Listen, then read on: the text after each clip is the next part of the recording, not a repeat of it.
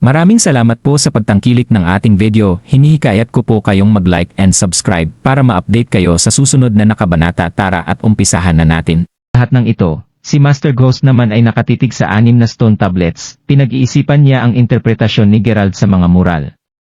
Nararamdaman niya na parang may mali. Makalipas ang ilang segundo, tumakbo ang isa sa mga estudyante niya bago niya sinabing, "Master, may isang babae sa labas na sinusubukang pumasok simbahan." Paulit-ulit niyang sinasabi na gusto niyang bigyan mo siya ng reading ng kanyang buhay. Marami sa amin ang sinusubukan siyang pigilan, ngunit patuloy lang siyang lumalaban sa kanyang pagpasok. Wala kaming pagkakataon na makipaglaban sa kanya. Ang mas masahol pa ay ang katotohanan na sinabi niyang susunugin niya ang gusali kung tatanggihan mong makipagkita sa kanya. Nakakunot ng noo si Master Ghost sa kakinaway ang kanyang kamay. "Ako na ang haharap nito. Sabihin mo sa kanya na hintayin ako sa harap ng kwarto." Umiling si Master Ghost nang makita niyang tumatakbo ang kanyang estudyante bago ito pumunta sa babae. Sinabi ni Master na hintayin mo siya dito. Darating na siya saglit, umiiyak ang boses ng kanyang naunang estudyante habang si Master Ghost ay pumasok sa kwarto na nasa harapan. Pagpasok niya, agad siyang sinalubong ng isang pambihirang magandang babae na tinatapakan ang kanyang estudyante na nakahandusay sa sahig. Makikita na sugatan ang isa niyang paa. "Bitawan mo siya ngayon din, young lady," utos agad ni Master Ghost. "Hey! Sa wakas ay pinakita mo ang sarili mo, Old Master."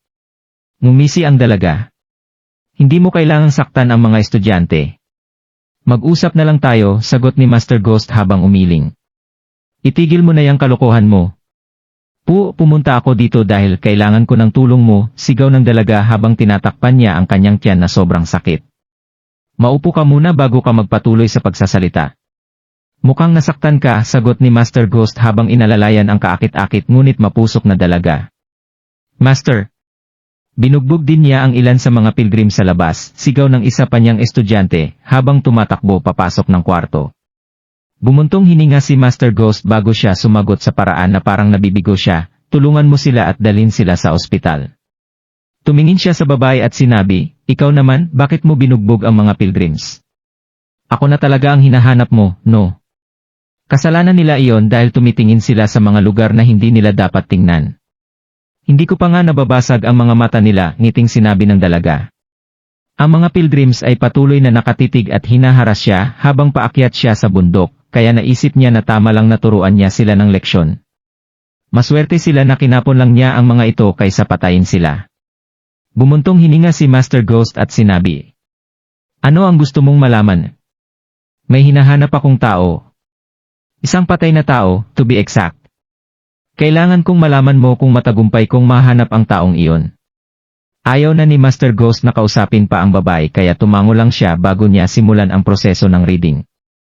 "Anyway, pwede ko bang malaman kung ano ang pangalan mo?"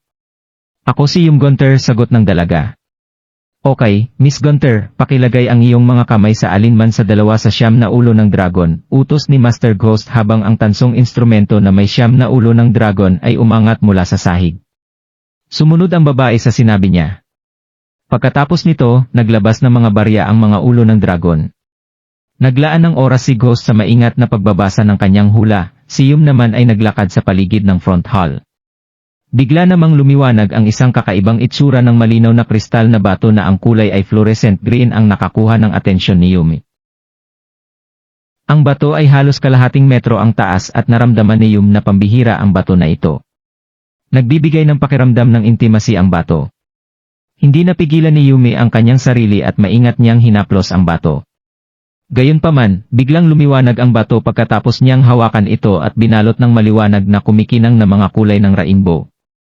Umatras siya ng ilang hakbang at agad niyang tinakpan ang kanyang mga mata gamit ang isang kamay habang nabubulag siya sa liwanag. Ilang sandali pa, ang makukulay na ilaw sa wakas ay unti-unting nawala at hanggang sa bumalik sa dati nitong mahinang ilaw. Gayunpaman, may ilang mga linya ang nabuo sa bato. "Okay ka lang ba, Miss Gunther?" tanong ni Master Ghost habang naglalakad siya na may pilit na ngiti sa kanyang mukha nang matapos na ang reading. "Aayos lang ako." "Anong klase ng bato ito?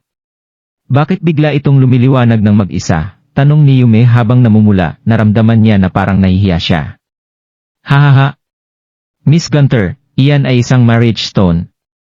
Ito ay ginagamit para malaman ang kapalaran ng isang tao pagdating sa kasal.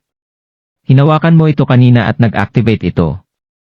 Ang mga linya sa bato ang nagsasabi tungkol sa iyong kasal, paliwanag ni Ghost. Kakasal, sagot ni Yum nang maging kasing pula ng kamatis ang kanyang muka. Ang isang babae na may personalidad at karakter ni Yumi ay iritable kapag pinag-uusapan ang pag-ibig at pagmamahalan. Sa totoo lang, naiinis siya sa pagmamahalan sa pagitan ng mga lalaki at babae mula pa noong bata siya. Ito ang dahilan kung bakit siya naiirita at naiinis noong hinawakan ni Gerald ang kanyang balat noon, kahit pa ang intensyon niya ay para gamutin lamang ang kanyang mga sugat. Kinasusuklaman niya na nagtatagpo ang balat ng magkaibang kasarian at mas gugustuhin niyang iwasan ito hanggat makakaya niya. Bakit hindi ko muna sabihin sa iyo ang kapalaran ng kasal mo? Base sa sinasabi ng marriage stone, mukhang may isang tao na magmamahal sa iyo sa future, sabi ni Ghost. Bakit mo naman sasabihin ang bagay na iyan? Pero nakikita mo ba talaga ang kapalaran ko? Tanong ni Yum nang maramdaman niya ang malakas na tibok ng kanyang puso.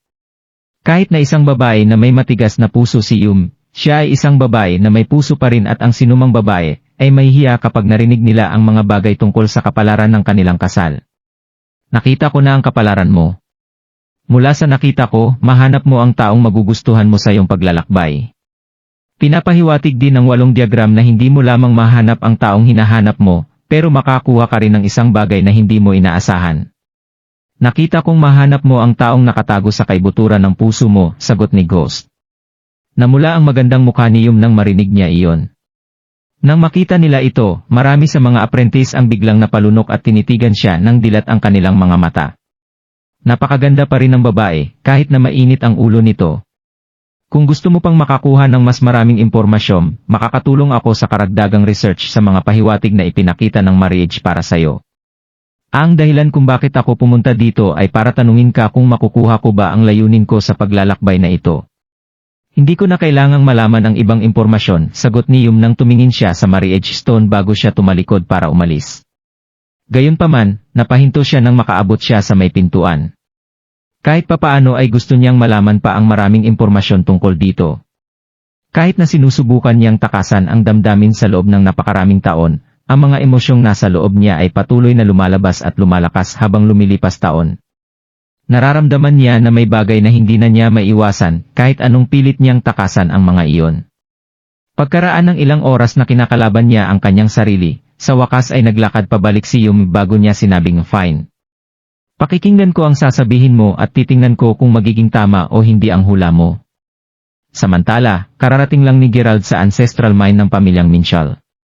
Nandito siya mula nang sabihin sa kanya na dito makikita ang water repellent stone. Mukhang isang minahan ang lugar kung titingnan ito, ngunit ang pamilyang Minchal kay maingat na itinago ang bato sa pinakamalalim na bahagi ng minahan para walang kahit sinong tao ang makakahanap nito. Naglakad sa loob si Gerald at nakita niya ang hindi mabilang na mga sapot ng gagamba, makikita nila ang paminsan-minsang itinatapon na mining tuol habang naglalakad siya ng malalim sa minahan. Dumaan siya sa ilang mga lagusan at matuklasan ang napakaraming mga nakatagong daanan. Sa wakas ay nakita ni Gerald ang isang palm-sized water repellent stone na nasa. Kung nagustuhan mo ang mga ganitong video, huwag mong kalimutan mag-like and subscribe. Panoorin mo na rin ang mga naunang kabanata para lalong maubos ang oras mo.